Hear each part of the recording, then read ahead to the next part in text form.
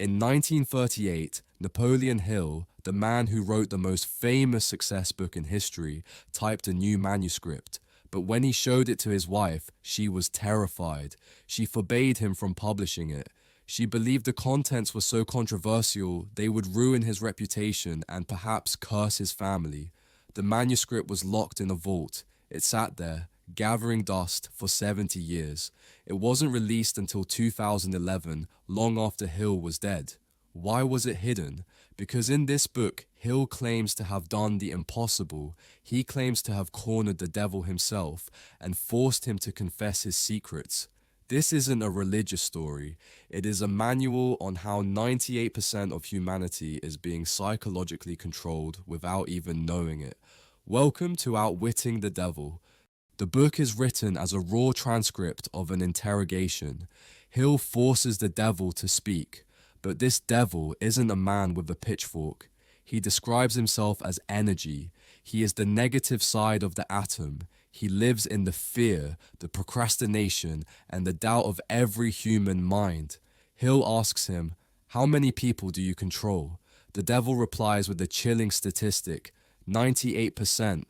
Only 2% of humanity escapes him. How does he do it? He doesn't use fire and brimstone. He uses a much simpler tool. The devil reveals his primary weapon. It is a habit called drifting. A drifter is someone who does not think for themselves. They accept whatever life throws at them.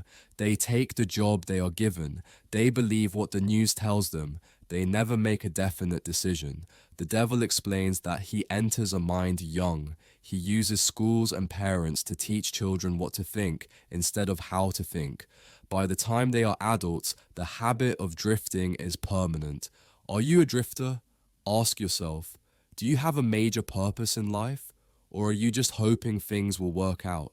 If you are waiting for someday, the devil already owns you. But why is it so hard to stop drifting? Why do we make New Year's resolutions and fail by February?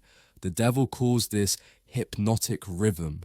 Hypnotic rhythm is a natural law. It is the mechanism that makes habits permanent. If you drift for too long, nature solidifies that drift. It becomes your personality. Think of it like a whirlpool. At the edges, the water is slow. You can swim out. But the longer you stay, the stronger the pull becomes. Eventually, the rhythm takes over, and you are pulled down into the void of mediocrity. This is why the rich get richer and the poor get poorer. It's not just economics, it's physics. Hypnotic rhythm accelerates whatever state you are currently in. To keep you in the rhythm, the devil uses fear. He lists 7 distinct fears that act as the bars of your prison: poverty, criticism, ill health, loss of love, old age, death, and the most dangerous one, the fear of failure. The devil admits that these fears are illusions. They only exist in your mind. But as long as you fear them, you will never take the risk required to break the hypnotic rhythm. So, how do you escape? How do you become the 2%? The devil reluctantly reveals the secret code. It is called definiteness of purpose. You must decide exactly what you want, not "I want to be rich," but "I will earn this amount by this date by providing this service." You must have a plan. When you have definiteness of purpose, you reverse the hypnotic rhythm. Nature starts to work for you. Coincidences happen. Doors open. The same law that traps the drifter propels the non-drifter. The devil cannot touch a person who knows exactly what they want and is determined to get it. He literally loses his grip. Napoleon Hill's book was hidden because it empowers the individual above the system.